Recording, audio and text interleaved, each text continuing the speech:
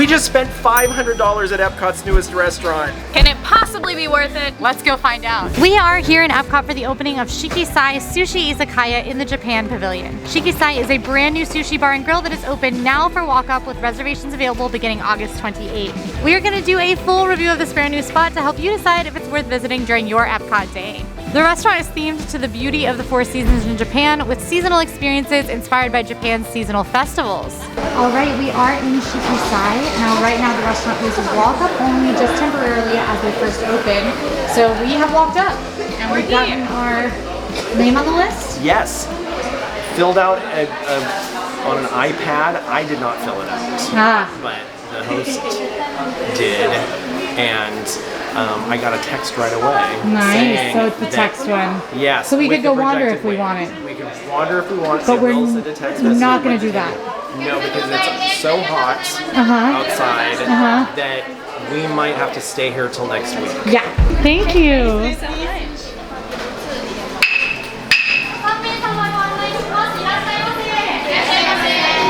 That's great. We've made it to our table. Oh my gosh. It is so beautiful already. We will definitely take a look around the restaurant, but we do have a window side table with an amazing view of Epcot. Just unbelievable. And this is the most beautiful menu I've ever seen. Yeah, and my favorite meal I've maybe ever had in my life was just downstairs at Takumi Te. So yes. I'm very excited to eat today. This is a beautiful presentation of this menu. Thank you, and I wanted to let you know about the summer festival that we're currently celebrating here. That they will provide you with that little card and a Sharpie, and you can write down, right here, oh my gosh, and you can write down your wish and hang it on a bamboo tree and have it stay right here in Epcot. Literally, all I've ever wanted is to make a wish in Epcot and have it stay here and come true. That's true. Leave a legacy. I can't find my leave a legacy. That was supposed to be. Yeah, it's now out of Epcot. Exactly. Suspicious. Where did it go? And it's not even on the wall. It's not? No, they got NSYNC out there. But not you? No, and Uncle Graham. And everybody knows that you're better than NSYNC. True. Well. NSYNC. What's that? When you arrive at the restaurant, your table will be set with a little soy sauce as well as some chopsticks. They do have cutlery available as well, so if you need a fork or something, you can just ask. But let's take a look at the menu. So the menu is beautiful, and this is their summer festival menu, but you can see all 4 seasons are represented very beautifully in foliage on the front. Once you get inside, there is a little page about the festivals, the 4 seasons, and how each of them hold immense cultural and emotional significance. And right now, we've got the summer festival, the Tanabata Festival, which is celebrated by making decorations, attending parades, eating noodles, and making wishes. So, like Breedlove said, those colorful paper strips on the plants when you come in. It's just really cool that there's a rotating festival here, and that you will get like a different experience depending on what time of year you come. So what I'm hearing is we have to keep coming back. Just once a quarter. Darn. And then Shiki-Sai is kind of considered the festival of the 4 seasons when it comes to the menu. So it's got a relatively authentic izakaya experience here with a ton of food. And the manager came out to speak to Breedlove about his plant-based needs. Yeah, it was very kind. And told us that everything from the way the restaurant is decorated to the menu is so authentic that it reminds her of going to izakayas in Japan. So it's very cool. The food looks amazing in photos on the menu, and the menu is extensive. It's very long, but it's pretty easy to understand, and there's a picture of almost everything. Tons of sushi, and then also tons of izakaya offerings, grill offerings and skewers, udon, noodles, rice, and then dessert. Literally everything that I can think of. Maybe not literally everything I can think of. They don't have apple pie. They do. They don't. And then we've got a pretty extensive drink menu with a lot of sakes, as well as wine, beer, and then specialty cocktails, as well as some non-alcoholic specialties. Drinks have arrived. They are beautiful. You will notice that this one in the middle has an empty popsicle stick in it. It used to be really pretty. There was a popsicle on the popsicle stick. It's really beautiful. But Emma got hungry. So here we have the Violet Yuzu Lemonade, which is a non-alcoholic drink that we definitely had to get because Violet Lemonade is a very famous Epcot beverage, and we certainly wanted to give it a try. It's a very famous alcohol. That's the ghosts. Normally it's Violet Sake, which is the iconic alcoholic beverage that you can get in Japan. It's, would you say, what's most recommended For sure, for it's drinking most around recommended. drinking around the Also, world? interestingly, Violet Lemonade is a famous flower and garden drink as well. Oh, right. Non-alcoholic. It looks a lot like this, and it is very iconic. But you can only get it during During flower and garden. So this is a perennial. Also, they brought out that butterfly pea flower, liquid. They brought it out for us in a separate cup, and we got to pour it ourselves. So it's kind of a fun, interactive presentation drink, and Brie did an amazing job of it. It was the most beautiful pour I've ever seen. Thank you. I want to tell you that there's a secret, that it was dripping down the side and it ended up here, and it was behind the glass so nobody knew. But look. Oh my gosh, this is so good. Yuzu, what did we describe it as? It's almost like a tangerine meets a lemon. A lemon, yeah. That's a refreshing, not too, I mean, it's hardly sweet really at all. It's not like the candy, juice drinks that you'll get a lot in Walt Disney World. Which is what the violet sake tastes like in the Japan Pavilion. Yeah, this is a lot more refreshing, and yes, some of the ice did melt, but not that much. You know what I mean? Yeah. I would still be able to taste that kind of syrupy flavor, and it really doesn't have that. It's really real tasting and fresh and light, and the perfect thing to drink on a hot day like this. Amazing. I love it. In the middle here, this was the Gari Gari Sour Ramune, which is made with shochu and ramune flavored popsicle with soda. Ramune is a Japanese soda, and this is an alcoholic drink. Shochu is basically a Japanese vodka, and it had a popsicle in it that melted all in it, and I bet it's gonna be pretty tasty. Emma and I don't know who's gonna drink what yet. One of us can't have a lot of things, and the other person can eat whatever because they have a stomach of steel. I want you to guess who's who. And then there's Emma and Quincy. Yeah, stomach of steel, breed love over there. Cheers. My first initial reaction is that it tastes a bit like a medicine I had as a child at the very end. It reminds me honestly just like of a nice Sprite with a little bit of a blueberry flavor. There's just some, it's not... I think it's the shochu. Yeah, the soju, it's just a little bit, I'm trying to think of the word, it's a little bit tart. Tart's not the best word for it, but that's kind of the closest to what I would assume. It's nice, it's light, it's refreshing, and if you apparently have not had that weird medicine that I had as a child, you would really like it. It's very... What? Triamenic. They came in every flavor in the 80s. I've never been the same. Maybe. It stops cold symptoms cold. But I don't know, I think it's nice. It's a great, sweet alcoholic offering. If you're somebody who doesn't like the taste of alcohol but wants an alcoholic beverage, I think this is a really nice one to have. And then this is the Summer's End, which is a beautiful cocktail made with strawberry, sake, apple juice, and a splash of citrus juice. Oh, it's so good. I think I really love these things. Okay, so this is very fruity and summery. The main flavor is that strawberry, but the secondary flavor that I'm getting is the sake on the end, which adds kind of like just a little bit of like a faint bitter whisper. I think if you had never had sake before, you wouldn't know that that was what the flavor was. It's almost like grainy in a way. It's a weird way to describe it, but you can definitely taste the sake on the end. Mostly a fresh, fruity, summery strawberry cocktail, and it's not overly sweet. It's not even as sweet as like a juicy tiki drink. It's more just like kind of a refreshing, easy to drink, very balanced bev. Yes, I am. All right, our appetizers have arrived. They look gorgeous. We have the grilled Wagyu gyoza here in the front, which is pan-fried dumplings filled with smoky A5 Japanese Wagyu beef.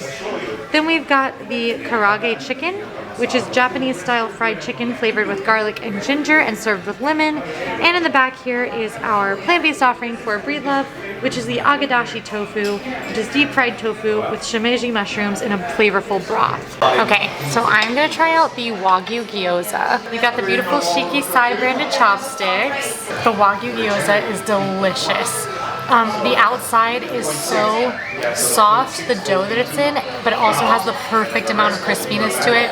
They look and taste like they were like handcrafted, and think they are. There's no way they're not, honestly, with the way they're built.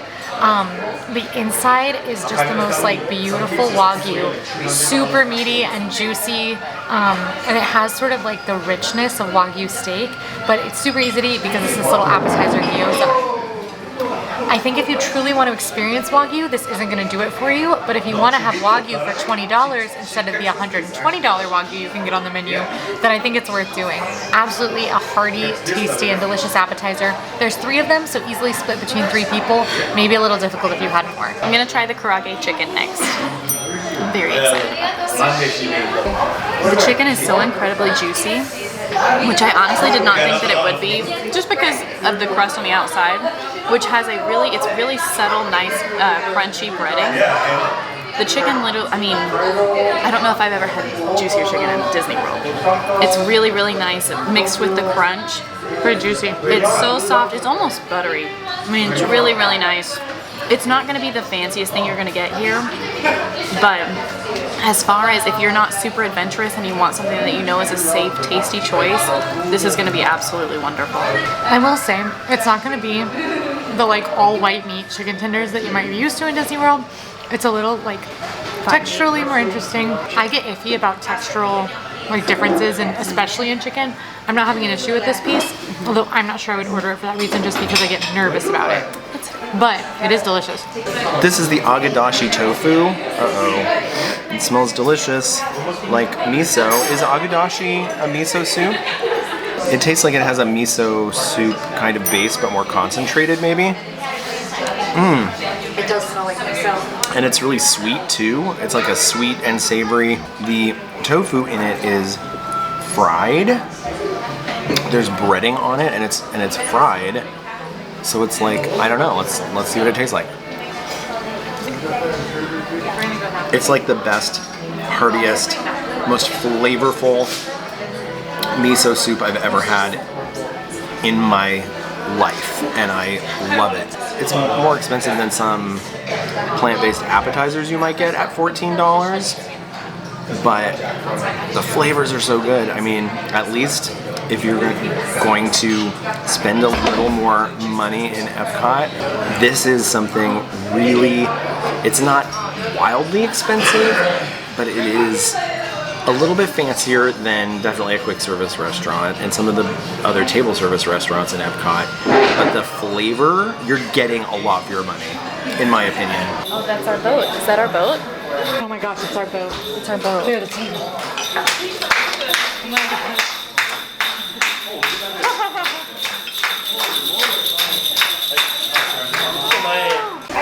All right, we did get a sushi boat. This is $300. This is the Fune sushi boat. It serves 4 to 8 people. We've got 3 with us, but we actually have reporters in the park who are going to come help us a little once we get into it. And we're probably going to try to take leftovers if the heat will allow it. I also have the heart the size of 2 people, so A heart the size of 2 people? Yeah, like in my soul. Oh, so you think you can eat it all? Yeah. I mean, correlates with hunger. Yes. And It's actually about willpower. oh. But this is the sushi boat. It comes with a chef's assortment, and the chef did come out when they brought it out. They brought it out with like bells and pomp and circumstance, and the chef came out and explained everything that is on the sushi boat very quickly to us. We also did actually do some modifications to it so that Breedlove can have some sushi. So there are a couple of veggie rolls on here as well. very nice. Which is it pretty the gold exciting. leaf? The gold leaf is a veggie roll. Really? Yeah. Wow, that's the prettiest one of all. Okay, ready? I'm gonna go nigiri, shrimp nigiri. Cheers.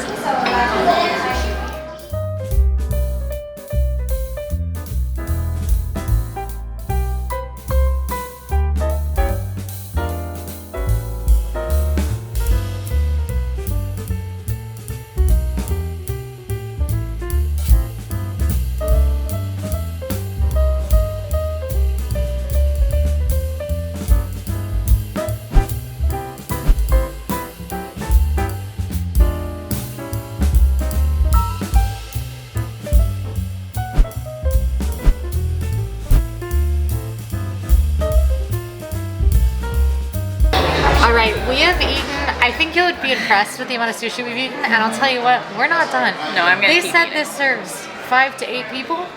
Or These two. 2 Emmas and 1 Breed Love if they put plant-based dishes on it. 2 Emmas. 2 Emmas. Mostly Emma, honestly. She was demolishing. I tapped out way before Emma did. This It was is my insane. favorite I literally food. was like, how does that one taste? No, How does for a that one while taste? she did just watch me eat it. And But you know what? It was nice. This is our current progress. So you can see about half the boat is gone. More than half, probably. I'd say more than half. More than There's half, a lot of so- decor left. Yeah, we are gonna finish it, I think. Oh, No help needed, maybe. So we've tried pretty much everything on here though, except for one very specific thing that we're gonna wait till we stop talking to try. But overall, really fabulous sushi. I'm really impressed with the quality and the texture, especially of the sushi. The nigiri in particular just melted like butter in my mouth. I thought there was just a nice firmness to the bite still though. Overall, I think it's really great quality, especially, I know we always say theme park food, but this is not one of the fine signature restaurants here. It is one of the nicer dinings, a table restaurant, but absolutely wonderful quality. I think probably the best sushi I've had at Disney World personally. Now, if you typically have maki, that's like California roll style, the little circles, this is probably going to be pretty unfamiliar to you. It is primarily nigiri and sashimi, and nigiri is just a big slab of fish on rice, and sashimi is just a big slab of fish. So if you're not used to that texturally, it definitely could be a challenge here. If you are used to sushi, if you have had nigiri before, this is pretty good stuff. Yeah. For me, not the best sushi I've had in Disney World, because I've had the best sushi downstairs at Chicken-Mite, but pretty darn amazing. Okay, so the sushi is just, I mean, it's a really amazing variety. Most of the fish on this plate is imported from Japan. There's even sushi made with Wagyu, A5 Wagyu, imported from Japan. It is a stunning display. I see why it's $300. The stuff that's on this is not cheap at all. I don't know that I personally would go for this when there's so many amazing things on the menu that are not $300, that we are going to try some of as well because we can't be stopped. But loved it. Loved it, absolutely incredible. I mean, if you're coming for sushi and this is all you want, this is a wonderful option for high quality. I don't know that I'd get it outside of that The though. other thing is if you're splitting it with the full 8 people, you know, $300 becomes a little bit more manageable. Yeah. That's, you know, it's easier to split, but it's definitely a ton of sushi. We've still got a ways to go. We're going to tackle it. I literally have been staring. I've been making direct eye contact with the salmon nigiri, not nigiri, sashimi this whole time. I'm going to try that. And there's another thing we have to try. There is a whole fish head on here. So we're gonna try it together. We're gonna try fish head together. I, fun fact, have never tried part of a fish head. I actually think that I have before. I have tried fish body, but I typically do not eat things that have their eyes still. Can I eat the fish? But I have heard fish heads are amazing. Wow. Aggressively buttery. Yeah, Like absolutely. almost like it's been soaked in butter. Emma's literally going back for another bite. Well, my first bite was a little slow. It's crispy. Just The flaky. flavor is delicious. And this is kind of getting up into like the cheeks of the fish, which I have heard before is a very delicious part of the fish. And they were not wrong as far as I can tell. We told you we were getting more. It is time for our entree course. And here we have the okonomiyaki, which is a Japanese savory pancake filled with bacon, and it looks amazing. I love okonomiyaki, so I'm pretty excited about that. But what I'm most excited for is the ishiyaki sukiyaki rice, which is grilled strips of beef in a hot stone bowl made at your table side along with spinach and rice in a sweet garlic sauce. And she did make it a table side, and it looks and smells a way that is so amazing. I cannot wait to taste it. Breedlove has the vegetable nabiyake udon, which is a hot pot style udon soup with mushroom, yuba, and spinach. And I will say they have been treating the plant-based eater as an allergy, which they don't typically do, which means we've actually had a manager come and speak to Breedlove to ensure that everything he's eating is plant-based with the book of ingredients. So it's been really awesome. And then we also do have a kids meal here just so we can show you what kiddos would get. This is the kids bento, which is a balanced meal set with a variety of proteins and sides. And it looks like some chicken and some cooked fish, as well as a little bit of sushi. There's an egg roll there and some dessert options plus bacon.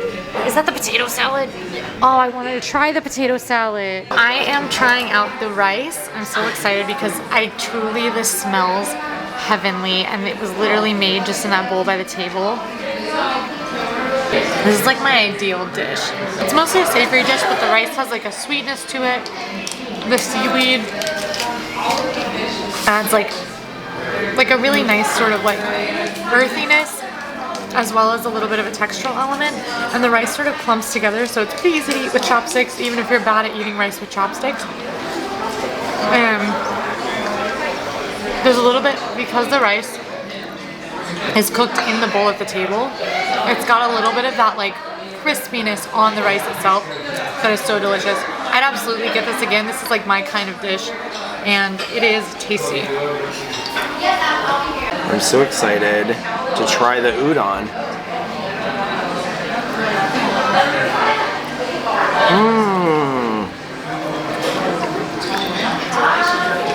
Found the noodles. I love it. This is the most flavorful udon noodle I've ever eaten. I think this is the only responsible place for me to tell you to eat in the Japan Pavilion, personally. I'm just gonna eat my flavorful udon noodles and then be quiet. But you heard what I said. Okay, next up I'm actually gonna try the kids bento because I'm pretty impressed with this. I'm actually very impressed with this kids salmon. It's plain, there's not a lot of seasoning, but the bottom, as you can see, is really, really, really crispy. And I just was pleasantly surprised by that. Chicken. This is the exact same chicken as before. I still like it, I really enjoy it, but I think what Quincy said about texture is still very relevant, and I could see kiddos not loving the texture here. Pretty decent quality for a California roll. I mean, after we've just had all this incredible sushi, obviously this isn't gonna really be a standout, but for a kid's bento box, I think the quality is really, really nice. Egg. Don't want to eat this one. I have the egg for eggs. That's nice. It's slightly sweet, which I really enjoy. It's a good kind of cut through all of the savory items. I figured it would be savory, so I'm pleasantly surprised that it's like slightly sweet. Really nice shrimp nigiri. There is no wasabi underneath, which is what I checked for. Just because I think most kiddos are probably pretty averse to that. Not all, but most. I like it. Again, it's like slightly sweeter, which I really enjoy just because of all of the salty savory. Next I'm gonna do, the rest is just fairly simple, edamame. I honestly love eating edamame just so that way I feel like I had a vegetable, something healthy. And this one's, I think, it's nice. It's normal, fresh, nothing overly special. Fruit, actually weirdly delicious. Just fruit though, just fruit. And then what I think is the potato salad. Potato salad is definitely on the sweeter side, which not overly sweet, just like a subtle sweetness. Texturally, there are lumps in the potatoes, but it's fairly smooth. It's nice. I don't think kiddos will absolutely love it, but it's also a very safe option. And then with the bacon on top, it adds a nice salty crust.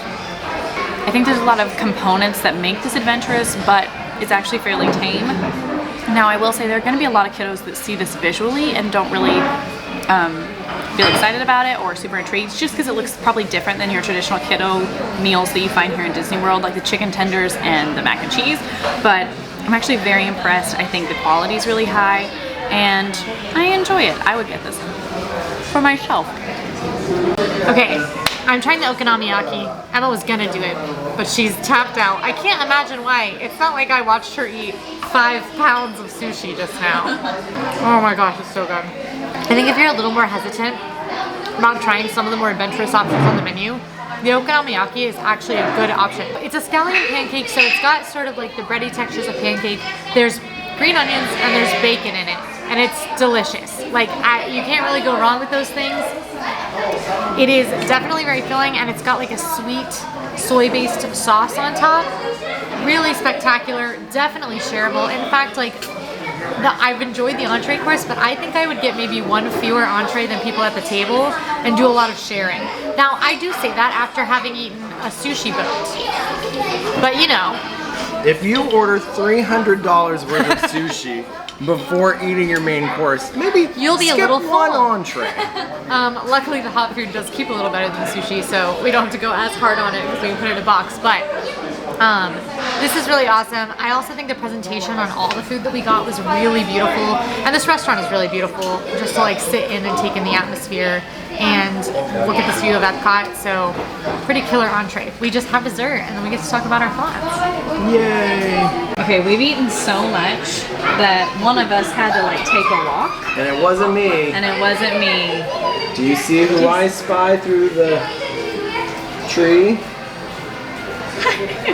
Quincy is walking off the calories. Here we have our dessert. We are splitting, Emma and I are splitting.